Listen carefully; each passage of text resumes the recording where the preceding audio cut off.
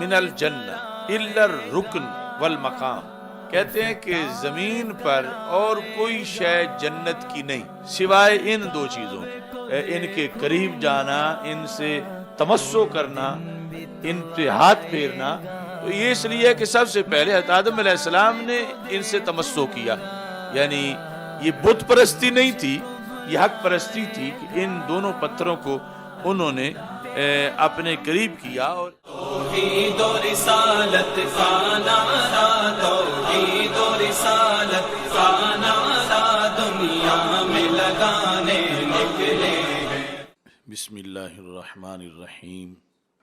رب اشرح لی صدری ویسر لی امری واحلل عقدۃ من لسانی یفقہوا قولی۔ رضیت باللہ ربا وبالاسلام دینا وبمحمد صلی اللہ علیہ وسلم نبیا ورسولا۔ اللہ اکبر، اللہ اکبر، اللہ اکبر، لبیک لبیک لبیک یا رسول اللہ صلی اللہ علیہ وسلم۔ الحمد للہ رب العالمین، والصلاة والسلام علی خاتم النبیین سید الرسل وخاتم المعصومین وعلى آلہ واصحابہ اجمعین، اما بعد فاعوذ باللہ من الشیطان الرجیم، بسم اللہ الرحمن الرحیم۔ واتخذوا من مقام ابراہیم مصلی، صدق اللہ العظیم وصدق رسولہ النبی الکریم الامین۔ ان اللہ وملائکتہ یصلون علی النبی یا ایہا الذین آمنوا صلوا علیہ وسلموا تسلیما۔ الصلاۃ والسلام علیک یا سیدی یا رسول اللہ وعلی آلک واصحابک یا حبیب اللہ۔ الصلاۃ والسلام علیک یا سیدی یا خاتم النبیین وعلی آلک واصحابک یا سیدی یا خاتم المعصومین۔ مولاي صل وسلم دائما ابدا على حبيبك خير الخلق كلهم، منزه عن شريك في محاسنه فجوهر الحسن فيه غير منقسم، محمد تاج رسل الله قاطبة، محمد صادق الأقوال والكلم، محمد ذكره روح لأنفسنا، محمد شکرہ فرد علی الامم۔ رب صلی وسلم دائما ابدا علی حبیبک خیر الخلق کلہم۔ خدایا بحق بنی فاطمہ کہ برقول ایماں کنی خاتمہ، اگر دعوتم رد کنی ور قبول، منو دستو دامان آل رسول صلی اللہ علیہ وسلم۔ اللہ تبارک و تعالی جل جلالہ وعم نوالہ واتم برہانہ وعظم شانہ وجل ذکرہ وعز اسمہ کی حمد و ثناء، اور حضور سرور کائنات، مفخر موجودات، زینت بزم کائنات، دستگیر جہاں، غم گسار زماں، سید سروراں، حامی بے کساں، قائد المرسلین، خاتم النبیین، احمد مجتبیٰ جناب محمد مصطفیٰ صلی اللہ علیہ وآلہ واصحابہ وبارک وسلم کے دربار گوہر بار میں ہدیہ درود و سلام عرض کرنے کے بعد، السلام علیکم ورحمۃ اللہ وبرکاتہ۔ رب ذوالجلال کے فضل اور توفیق سے تحریک لبیک یا رسول اللہ صلی اللہ علیہ وسلم و تحریک صراط مستقیم کے زیر اہتمام حضرت سیدنا شاہ جلال رحمہ اللہ تعالی ریسرچ سینٹر میں 29ویں فہم دین کورس کے نہایت اہم پروگرام میں اس وقت ہم موجود ہیں۔ آج ہماری گفتگو کا موضوع ہے مقام ابراہیم علیہ الصلاۃ والسلام۔ میری دعا ہے خالق کائنات جل جلالہ ہم سب کو قرآن و سنت کا فہم عطا فرمائے، اور قرآن و سنت کے ابلاغ و تبلیغ اور اس پر عمل کرنے کی توفیق عطا فرمائے۔ فامدین کورس میں ہر سال مختلف جہاد سے موضوعات کو شامل کیا جاتا ہے۔ تاریخ اسلام، تاریخ انسانیت اور دیگر کئی فقہی اور روحانی کلامی مسائل شامل کیے جاتے ہیں۔ تو مقام ابراہیم سے انسانی تاریخ کا بڑا پرانا تعلق ہے، اور پھر ایمانی تاریخ کا اس سے بڑا پرانا تعلق ہے۔ قلب و نظر اور روحانیت کے لحاظ سے اس کا بہت بڑا مقام ہے، اور پھر اس لحاظ سے بھی کہ اس کا تذکرہ چونکہ قرآن مجید برہان رشید میں ہے، اور قرآن مجید کے ایک لفظ کی تفسیر کے لحاظ سے بھی اس موضوع کا استحقاق ہے۔ چنانچہ آج اس کے بارے میں ایک جامع گفتگو کی جاتی ہے۔ اللہ تعالی ہم سب کو بار بار مقام ابراہیم علی نبینا علیہ الصلاۃ والسلام کے پاس حاضری کی توفیق عطا فرمائے، اور اس کے فیوز و برکات حاصل کرنے کی توفیق عطا فرمائے۔ خالق کائنات جل جلالہ نے سورہ بقرہ میں فرمایا ہے وَإِذْ جَعَلْنَا الْبَيْتَ مَثَابَةً لِلنَّاسِ وَأَمْنًا، کہ جب ہم نے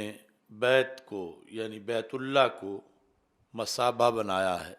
پلٹنے کی جگہ، کہ لوگ بار بار لوٹ کے اس کی طرف جاتے ہیں اور طلب ثواب کے لیے، اور اس کو امن کی جگہ بنایا ہے، تو اللہ تعالیٰ فرماتا وَاتَّخِذُوا مِن مَقَامِ إِبْرَاهِيمَ مُصَلًّى، اے لوگو مقام ابراہیم سے تم اپنے لیے مصلی پکڑو، یعنی مقام ابراہیم کے قریب تم نماز ادا کرو۔ مقام ابراہیم یہ ترکیب اضافی ہے کہ حضرت ابراہیم علیہ الصلاۃ والسلام کا مقام، اس میں اللہ کی حکمتیں ہیں کہ رب ذوالجلال بعض چیزوں کو بعض کی طرف منسوب کر کے ان کی عظمت کو ظاہر کرتا ہے۔ تو مقام کی عظمت کے اظہار کے لیے سیدنا ابراہیم علیہ السلام کی طرف اس کی نسبت کی گئی، اور یہ اولین اس چیز میں پیغام دیا گیا کہ اللہ والوں کی نسبت سے عظمت ملتی ہے، اور جنہیں ملتی ہے پھر ان سے آگے عظمت اوروں کو حاصل کرنے کا حکم بھی ہے۔ تو اس پتھر کو سیدنا ابراہیم خلیل اللہ علیہ الصلاۃ والسلام کے قدموں سے برکت ملی ہے، اور یہ ان قدموں کی برکت کی وجہ سے فیض یاب ہوا، مبارک بنا ہے، محتشم بنا ہے۔ تو آگے امت کو حکم ہے کہ وہ اس برکت والی جگہ کا قرب اختیار کرے اور حالت نماز میں اس کے قریب رہے، تاکہ انہیں اس کی برکت سے فیض ملتا رہے۔ دوسرے لفظوں میں خانہ کعبہ میں یہ ایک یادگار ہے عقیدہ اہل سنت کی، کہ ویسے تو اسلام میں احجار کی تعظیم سے روکا گیا ہے کہ اس کا وثنیت اور صنم پرستی سے تعلق بنتا ہے، لیکن اللہ والوں کی نسبت والے جو پتھر ہیں ان کے قرب کا حکم دیا گیا ہے، تاکہ وثنیت اور عقیدہ اہل سنت کے درمیان جو فاصلہ ہے وہ ظاہر ہو، کہ اللہ نے اپنے توحید کے گھر کے اندر اپنے ایک پیغمبر صلی اللہ علیہ وسلم کے قدموں کے نشان کو دوام دیا ہے،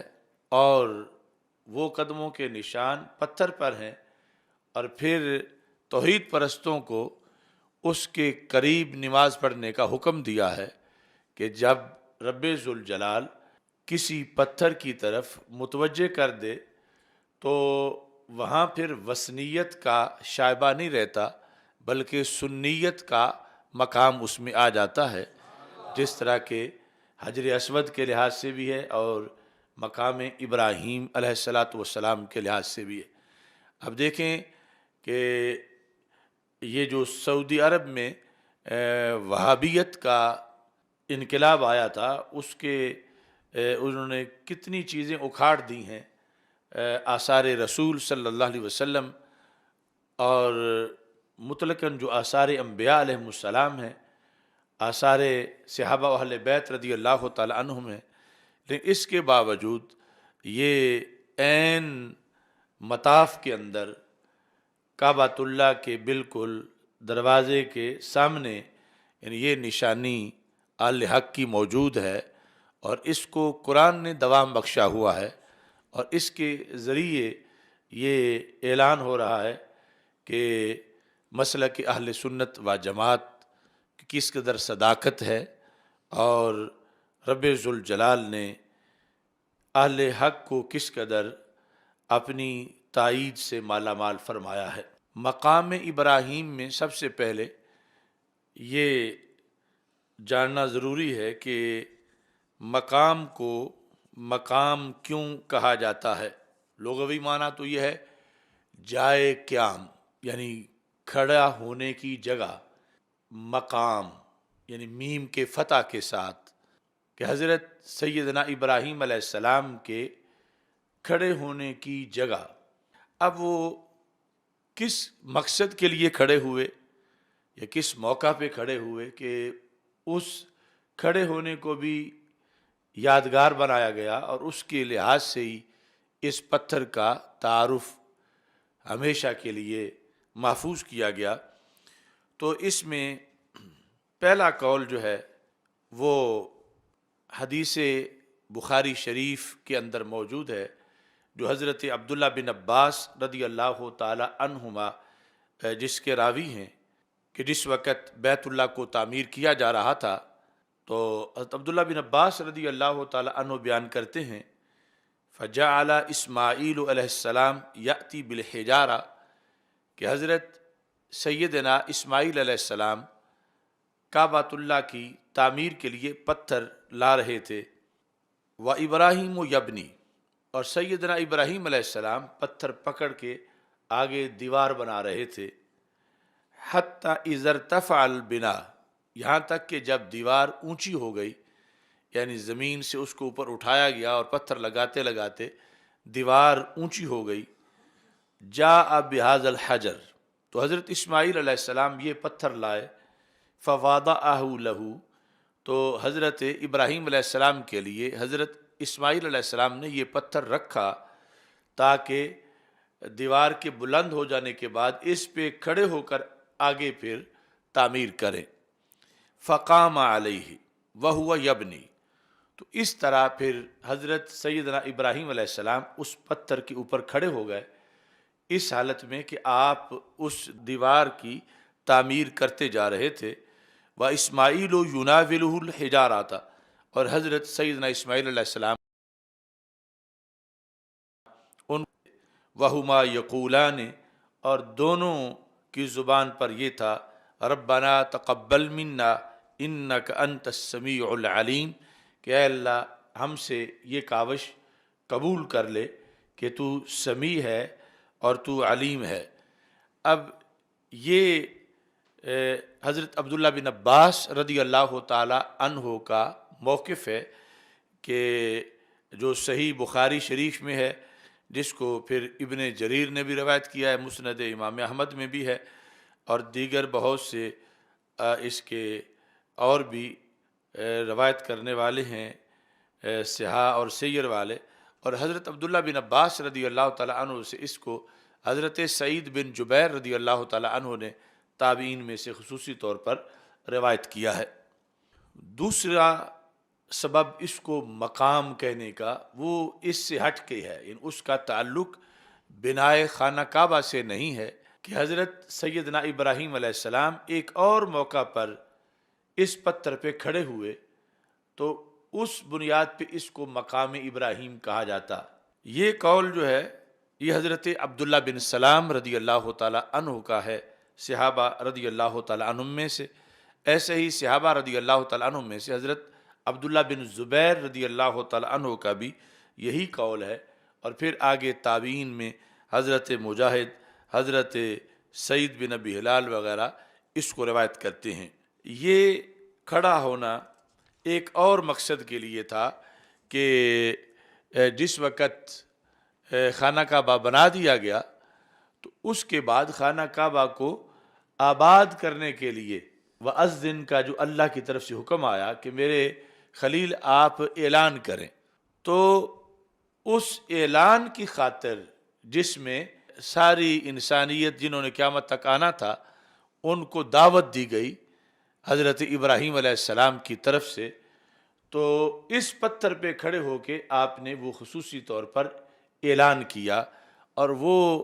خاص وقت تھا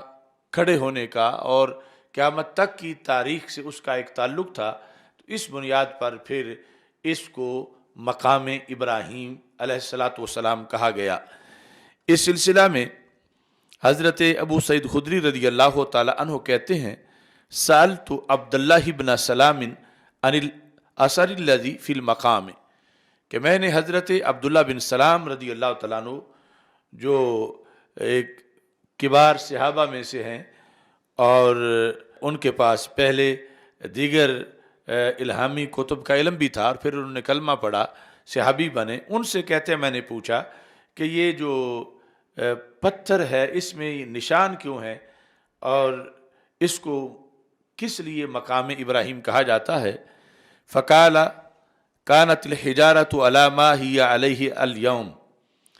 کہ یہ پتھر جیسے آج ہے ایسے ہی شروع میں بھی تھا، اس میں کوئی تبدیلی نہیں آئی، الا ان اللہ تعالی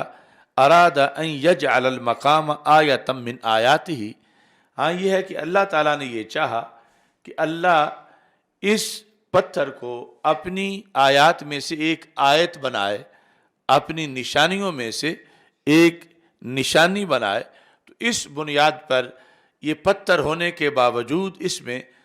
اللہ کے پیغمبر حضرت ابراہیم علیہ السلام کے قدموں کے نشان بنے، اور اس کا پس منظر یہ تھا فلما امر ابراہیم علیہ السلام ان یؤذن فی الناس بالحج، کہ جب اللہ نے حکم دیا حضرت ابراہیم علیہ السلام کو کہ وہ لوگوں کے لیے حج کا اعلان کریں، جس طرح کہ قرآن مجید میں سورہ حج میں ہے وَأَذِّن فِي النَّاسِ بِالْحَجِّ، کہ لوگوں میں آپ حج کا اعلان کریں، تو اس پتھر کو ممبر بنایا گیا، جس طرح کے بڑے اعلان کے لیے اونچی جگہ کا انتخاب کیا جاتا ہے، تو اس میں اللہ نے یہ شان رکھی کہ ویسے تو یہ چھوٹا سا تھا، لیکن جب اللہ کے خلیل اس پہ کھڑے ہوئے اور وہ وقت اذان آیا تو یہ دنیا بھر کے سارے پہاڑوں سے اونچا ہو گیا، یعنی اس میں یہاں تک کہ حتیٰ سارا اطول الجبال، کہ جتنے بھی پہاڑ ہیں ان سب سے اللہ نے اس کو طول عطا کر دیا، یعنی اس کو بلندی دے دی، وَأَشْرَفَ عَلَى مَا تَحْتَهُ، اور یہ اتنا بلند ہو گیا کہ باقی سب پہاڑ اس کے نیچے تھے اور یہ ان کے اوپر جھانک رہا تھا، اتنا اس کو عروج ملا۔ فَقَالَ يَا أَيُّهَا النَّاسِ أَجِيبُوا رَبَّكُمْ، تو وہاں پر پھر یعنی چونکہ حضرت ابراہیم علیہ السلام پہلے اس پہ کھڑے ہو چکے تھے اور پھر اس کو بلند کیا گیا، اور اس کے بعد انہوں نے پوری انسانیت کو آواز دی اور یا ایھا الناس کہہ کر یہ کہا کہ اللہ کا گھر بن گیا ہے، میں تمہیں سب کو دعوت دیتا ہوں اور تم اس دعوت کو قبول کرو۔ تو جس نے اس وقت ارواح میں سے بھی لبیک کہا تھا تو وہ ضرور قیامت تک اس جگہ پہ حاضر ہوگا، اس نے اس دعوت کو قبول کیا اور اللہ کی طرف سے پھر اس کے جانے کا ضرور بندوبست جو ہے وہ ہو جاتا ہے۔ تو یہاں یعنی ایک طرف تو اس پتھر کا یہ کمال ظاہر ہوا اور یہ کہ اللہ کے خلیل علیہ السلام کے قدموں کی برکت کتنی ہے، اور پھر اس کو یادگار بنایا گیا، اور ساتھ یہ بھی ہے کہ جتنے لوگوں کو دعوت دی جا رہی تھی وہ ان کی اکثریت تو ابھی دنیا میں آئی بھی نہیں تھی، تو جو ندائے غیب ہے جس پر آج کچھ لوگ جو ہے وہ شرک کا فتویٰ لگا دیتے ہیں، تو وہ ندائے غیب پائی گئی کہ آپ نے جو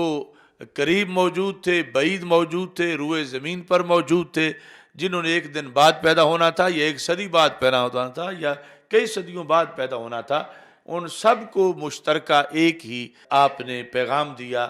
ان کو دعوت دی، اور اس طرح حج کا شیڈول قیامت تک کے لیے تیار ہو گیا، اور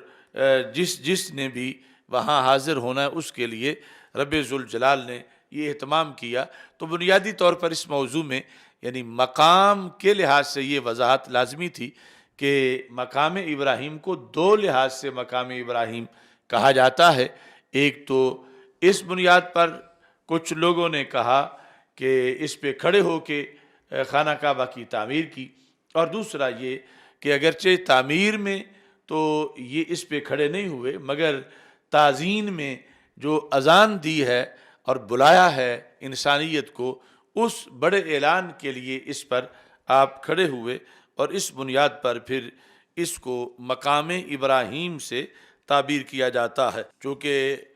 شان ان کی ہے حضرت ابراہیم علیہ السلام کی وہاں کھڑا ہونا۔ تو اب اس نسبت کے اندر کسی طرح کی کوئی قباحت نہیں ہے کہ کوئی یہاں بھی وہ سوچنا شروع ہو جائے کہ غیر اللہ کی طرف نسبت کر دی گئی، چونکہ اللہ کے پیغمبر ان کی برکت کے اظہار کے لیے ان کے قدموں کے نشان کو رب ذوالجلال نے ہمیشہ کے لیے یہ ایک دوام عطا فرمایا ہے۔ اس کے بعد کہ اس کی اصل کیا ہے، کیا یہ جنت سے آیا ہے یا جنت سے آنے کی بات محض عوامی سوچ ہے، تو اس سلسلہ میں بھی حدیث خاموش نہیں، بلکہ مصنف عبد الرزاق کے اندر حدیث جو ہے وہ تفصیل سے موجود ہے، اور اس میں حضرت عبداللہ بن عمر رضی اللہ تعالی عنہ کہتے ہیں سمعت رسول اللہ صلی اللہ علیہ وسلم یقول ان الرکن والمقام یاقوتتان من یاقوت الجنہ، کہ رکن اور مقام دونوں، رکن سے مراد ہے حجر اسود اور مقام سے مراد ہے مقام ابراہیم، یعنی یہ دونوں پتھر جو ہیں یاقوت کے ہیں اور جنتی یاقوت کے ہیں، اور اس طرح کا یاقوت کہ یہ دونوں ہی بڑے چمکنے والے تھے، روشن تھے، یعنی ان کی جو موجودہ صورتحال ہے وہ یوں ہے کہ جس طرح بٹن دبا کے آف کر کے کسی چیز کو رکھ دیا جاتا ہے، تو طمس اللہ نورہما، اللہ نے ان کا نور بجھایا ہے، جس طرح یہ جنت میں تھے ویسے ہی رہتے تو پھر اور صورتحال ان کی ہوتی، چونکہ ایمان بالغیب اور دیگر کئی معاملات ہیں، تو رب ذوالجلال نے ان کا نور بجھا دیا۔ وَلَوْ لَمْ يَتْمِسْ نُورَهُمَا، اللہ اگر ان کا نور نہ بجھاتا لَأَضَاءَتَا مَا بَيْنَ الْمَشْرِقِ وَالْمَغْرِبِ، تو ان کا اتنا نور تھا کہ مشرق اور مغرب کے درمیان جتنی کائنات ہے وہ ان کے نور سے ہی روشن رہتی، تو اللہ نے یعنی وہ نور بجھایا ہے۔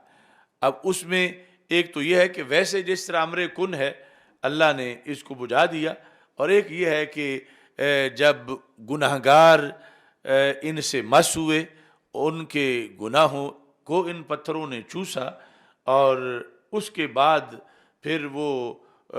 یعنی ان کا بجھنا جو ہے اس کا عمل شروع ہوا۔ بہرحال حدیث شریف میں رب ذوالجلال کی طرف اس چیز کی نسبت کی گئی کہ رب ذوالجلال نے ان کے نور کو بجھایا، یہ جنتی پتھر ہیں اور بڑے نورانی پتھر ہیں، اللہ تعالیٰ اگر نور ان کا نہ بجھاتا تو ان کی روشنی مشرق و مغرب کے درمیان جو کچھ ہے اس کو بھی منور کرنے والی تھی۔ اب یہ ہے کہ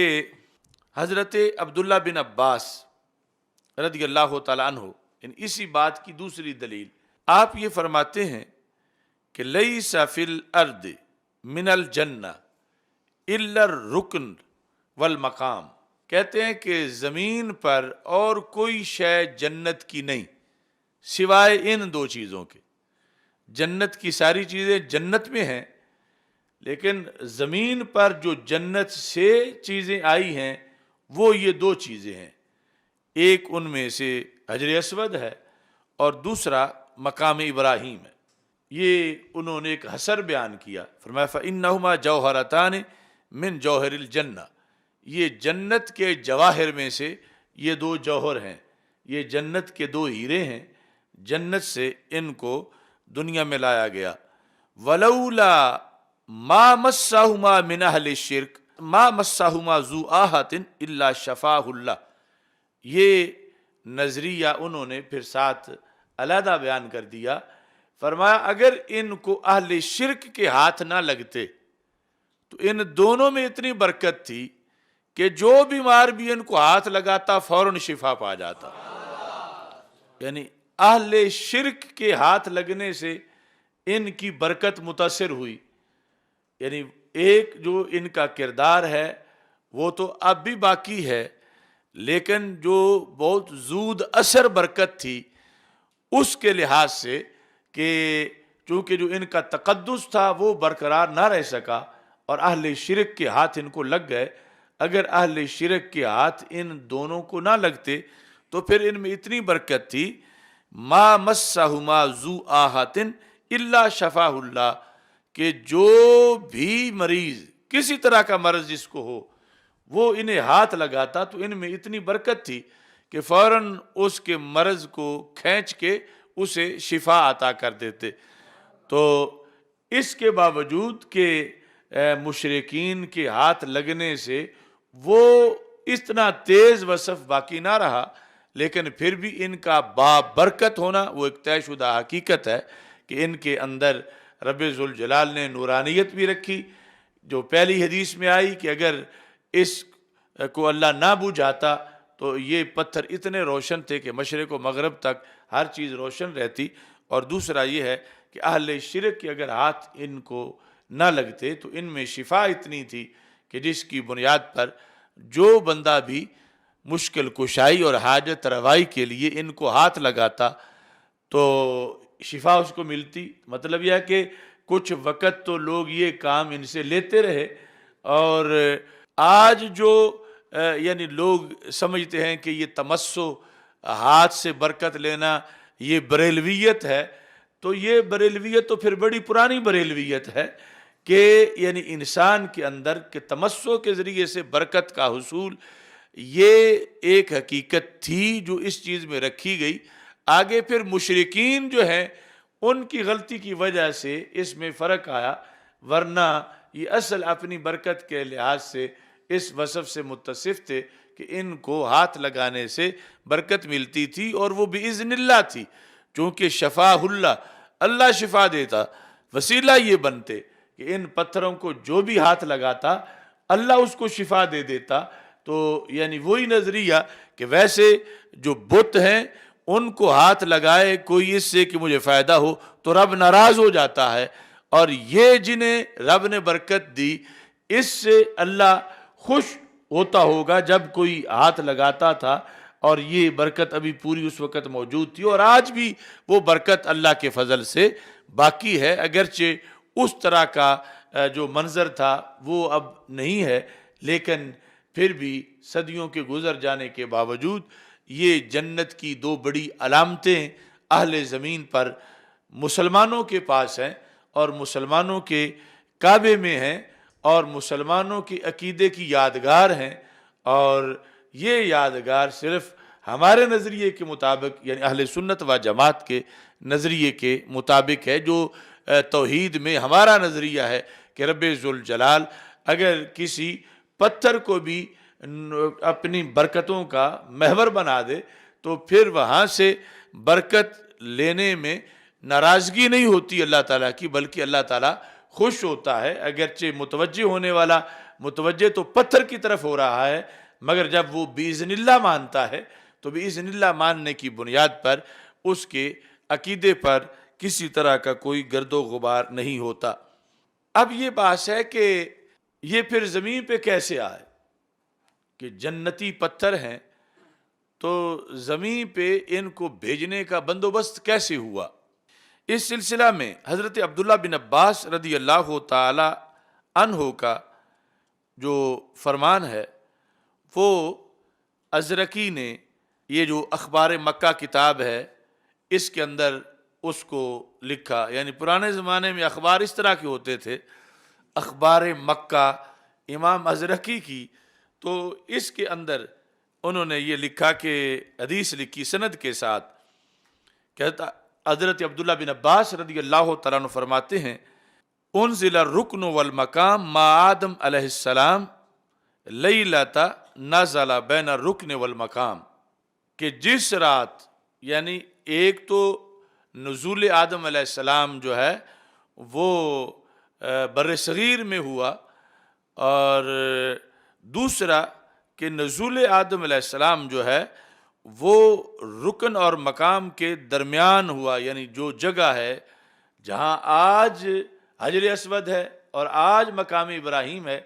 اس کے درمیان جگہ جو ہے یہاں حضرت آدم علیہ السلام کا نزول ہوا۔ تو جب نازل ہوئے جس رات کو، تو یہ دونوں پتھر آپ کے ساتھ جنت سے اتارے گئے۔ فلما اصبح رأى الرکن والمقام، یعنی آپ تو اپنے طور پر تشریف لائے نیچے، لیکن جب صبح دیکھا تو آپ نے یہ دو پتھر بھی ساتھ دیکھے کہ وہ بھی آئے ہوئے ہیں۔ فعرفہما، یعنی یہ نہیں کہ آپ نے پکڑے ہوئے تھے تو لائے، بلکہ آپ نے آئے ہوئے پہچانے کہ یہ تو میں جنت میں دیکھتا تھا اور آج ادھر یہ بھی تشریف لائے ہوئے ہیں۔ فعرفہما، تو دونوں کو آپ نے پہچانا۔ فضمہما الیہ، دونوں کو اپنے سینے سے لگایا۔ تو ان کو یعنی ان کے قریب جانا، ان سے تمسو کرنا، ان پہ ہاتھ پھیرنا، تو یہ اس لیے کہ سب سے پہلے حضرت آدم علیہ السلام نے ان سے تمسو کیا، یعنی یہ بت پرستی نہیں تھی، یہ حق پرستی تھی کہ ان دونوں پتھروں کو انہوں نے اپنے قریب کیا، اور ان سے وہ زمین پہ مانوس ہوئے کہ نئی جگہ تھی، پہلی بار آئے تھے زمین پر، تو جنت سے دل لگا ہوا تھا، تو یہ دو جنت کی چیزیں انہیں مانوس کرنے کے لیے ساتھ بھیجی گئیں کہ ان کو دیکھو گے تو زمین پہ دل لگ جائے گا۔ جو دوسری حدیث ہے اس میں تو پھر اذان کے کلمات ان کو دیے گئے، یہ سری لنکا جو نزول کی حدیث ہے، تو یہاں یعنی یہ دونوں پتھر جو ہیں وہ ان کو دیے گئے۔ تو اس طرح یعنی ایک حدیث کے مطابق ان دونوں پتھروں کے آنے کی صورت جو ہے وہ یہ تھی۔ سید عائشہ صدیقہ رضی اللہ تعالی عنہا فرماتی ہیں القی المقام من السماء، کہ مقام کو یعنی مقام ابراہیم کو پھینکا گیا آسمان سے، یعنی آسمان سے اتارا گیا زمین پر۔ تو یہ ساری اس بات کی دلیلیں ہیں کہ یہ جنت سے آئے ہیں، اور ان کے اندر رب ذوالجلال نے اہل دنیا کے لیے خصوصی برکتیں رکھی ہیں۔ حضرت ابی بن کعب رضی اللہ تعالیٰ عنہ کہتے ہیں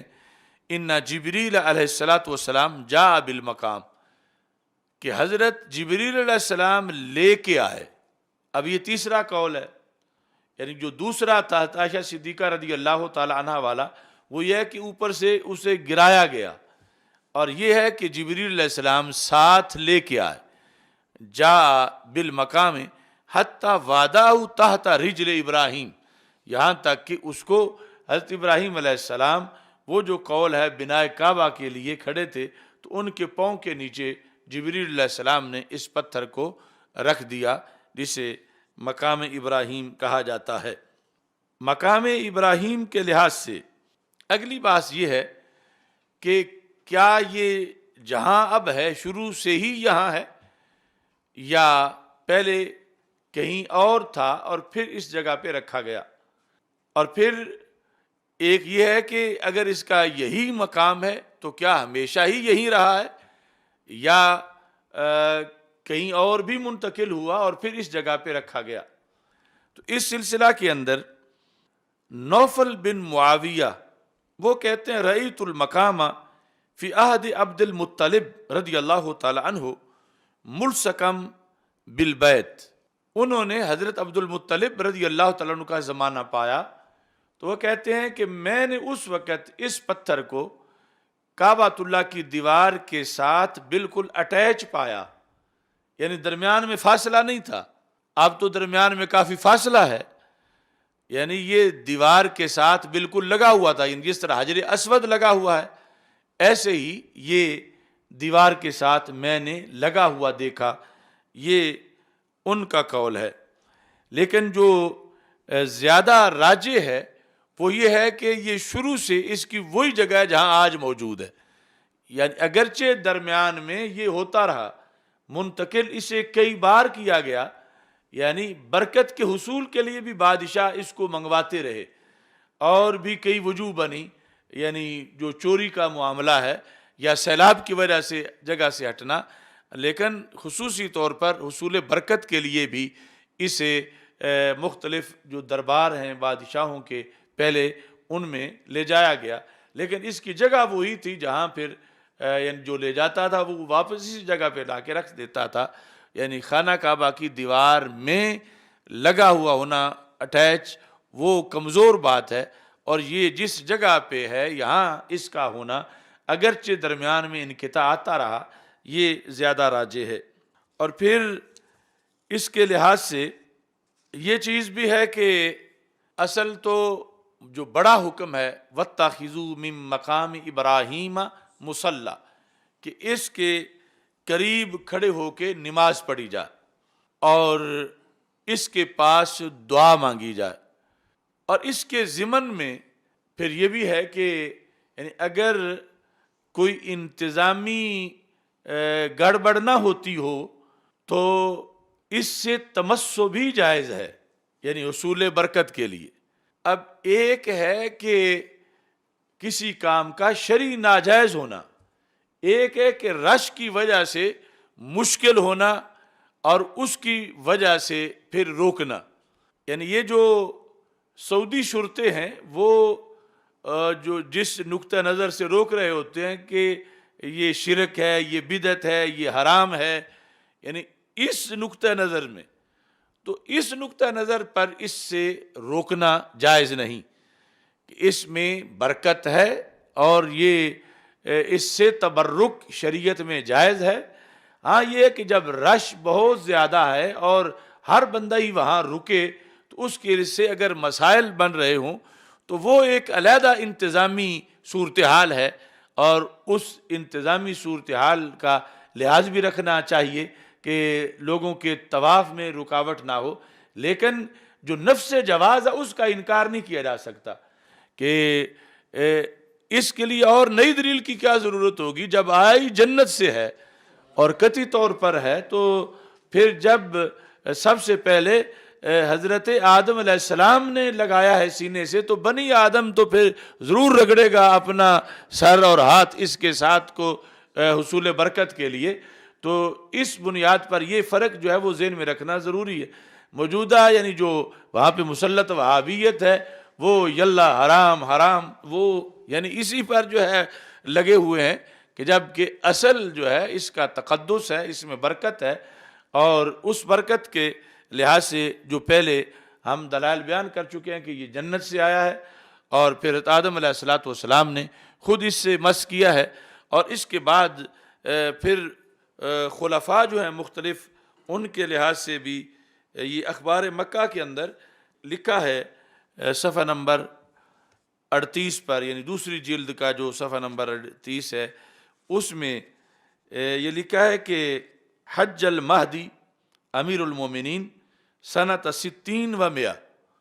یعنی 160 ہجری میں مہدی نامی جو امیر المومنین تھے مسلمانوں کے، انہوں نے حج کیا۔ تو جب وہ حج کے لیے آئے تو عبید اللہ بن عثمان بن ابراہیم حجبی، یعنی یہ جو خاندان ہے جن کے پاس کعبے کی چابی ہوتی ہے، اسی خاندان کے فرد عبید اللہ، انہوں نے یہ پیشکش کی امیر المومنین مہدی کو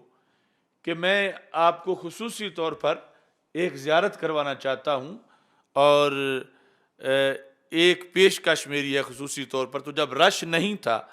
فی ساعت خالیۃ، نصف النہار کے وقت جب رش نہیں تھا، تو اس وقت وہ عبید اللہ بن عثمان کہنے لگے جو مہدی کے ساتھ خادم تھا، اِذن لی علی امیر المومنین، مجھے امیر المومنین سے ملنے دو، فإن معی شیئا لم يدخل به علی احد قبلہ، کہ میں انہیں ایک ایسی جگہ پہ داخل کرنا چاہتا ہوں جو ان سے پہلے وہاں کوئی نہیں داخل ہوا، یعنی یہ جو قریب کے دور کے لوگ تھے۔ وَهُوَ يَسُرُّ امیر المومنین، تو امیر المومنین کو جب یہ پتہ چلے گا تو وہ خوش ہوں گے جو میں ان کے لیے اہتمام کرنا چاہتا ہوں۔ فَأَدْخَلَهُ عَلَيْهِ، یہ پھر مہدی سے عبید اللہ نے یہ بتایا کہ میں تجھے مقام ابراہیم اصل دکھانا چاہتا ہوں اور اس جگہ پہ داخل کرنا چاہتا ہوں۔ فَكَشَفَ عَنِ الْمَقَامِ، تو اس وقت جو بھی اوپر کور تھا یا جنگلہ لگا ہوا تھا وہ ہٹا کے خادم کعبہ نے امیر المومنین مہدی کو زیارت کروائی۔ فَسَرَّ بِذَلِكَ، تو مہدی خوش ہوئے، وَتَمَسَّحَ بِهِ، اور اس پہ ہاتھ پھیرنا شروع کر دیا، یعنی مقام ابراہیم پہ، کیونکہ نجدی نہ شرتے تھے نہ شترے تھے، تو وَتَمَسَّحَ بِهِ، اب تمسو کے بعد مہدی صاحب کو یہ خیال آیا کہ یہ تو بڑی برکت والی چیز ہے، تو برکت کا طریقہ اور بھی اپنانا چاہیے۔ سَكَبَ فِيهِ مَاءً، تو انہوں نے کہا کہ پانی لے آؤ، ظاہر ہے کہ زمزم کا پانی قریب تھا، وہ پانی اس مقام ابراہیم میں جو قدموں کے نشان ہیں وہاں پانی بھرا، ان انگلیوں کے تلووں کے نشانوں میں۔ سَكَبَ فِيهِ مَاءً ثُمَّ شَرِبَهُ، تو پھر اس کو پیا۔ وابیوں کو کہنا چاہیے پنجابی ہون وال گل ہے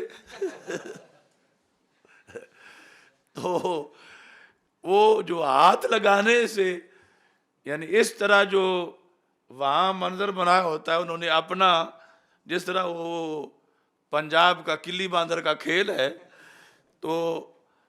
اس طرح وہ سارے ارد گرد جو ہیں وہ لوگوں کو روکنے پہ لگے ہوتے ہیں۔ تو انتظامی طور پر تو وہ مسئلہ ہم نے بتا دیا، لیکن اصل جو انہوں نے کفر اسلام کی جنگ بنائی ہوئی ہے کہ یلہ حرام حاجی حرام، تو اب یہ جو ہے انہوں نے اس میں پانی بھرا اور پانی بھرنے کے بعد پانی کو پیا۔ وقال لہ، اور اس کے بعد مہدی جو ہے انہوں نے کہا اخرج، کہ یہ پانی کچھ نکالو بھی، چونکہ برکت لنگر تبرک ایسی چیز ہے کہ یہ پھر آگے پھیلایا جاتا ہے۔ انہوں نے کہا اخرج وارسل الی بعض اہلہ، یہ تبرک پھر میرے گھر والوں کے لیے بھی دو۔ عبید اللہ بن عثمان حجبی تھے، ان کو کہا کہ یہاں پانی ڈال کے کچھ نکالو، اور نکالنے کے بعد ارسل الی بعض اہلہ، کہ میرے فیملی کے جو لوگ آئے ہوئے ہیں ان کے لیے بھی بھیجو۔ فشربوا منہ، انہوں نے بھی پیا۔ جب انہوں نے پیا تو وہ خود آ بھی گئے، تمسحوا بھی، تو انہوں نے اچھی طرح وہ تمسو بھی کیا۔ تو اس کے عوض میں پھر مہدی نے بہت زیادہ انعامات اس خادم کعبہ کو دیے کہ تم نے میرے ساتھ بہت اچھا میرا اعزاز کیا اور مجھے یہ موقع دیا۔ تو یہ جو ازرقی نے اخبار مکہ میں لکھا ہے، یہی بات دوسری طرف جو فاقہی کی اخبار مکہ ہے، انہوں نے اپنے عہد میں جو لکھی، امام فاقہی کی، اس کی جلد اول میں بھی انہوں نے اس چیز کو لکھا، اور اس میں انہوں نے باب قائم کیا، ما تجوز فیہ الیمین بین الرکن والمقام۔ یہاں انہوں نے یہ لکھا کہ ذکر بعض اہل مکہ ان اشیاخہم ان المہدی امیر المومنین حج فی سنۃ 60 و 100، کہ امیر المومنین مہدی سے مکہ مکرمہ کے لوگوں نے اپنے شیوخ کے ذریعے یہ روایت کیا جو اس وقت زندہ تھے، کہ انہوں نے 160 ہجری کے اندر حج کیا، فجاءہ